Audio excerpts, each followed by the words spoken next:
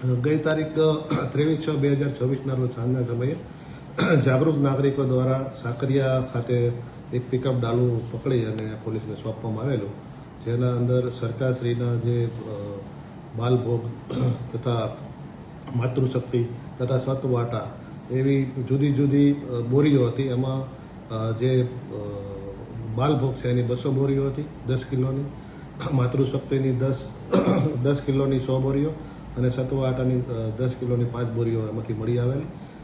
જે દરમિયાન જે ગાડી ચાલક છે એ એમને પકડી પાડવામાં આવેલા શાહરૂખ કાલુસા દિવાન, અને એમની પાસેથી જે માહિતી ઉપલબ્ધ હતી એ અનુસંધાને જે તે વખતે જાણવાજોગ દાખલ કરવામાં આવેલી.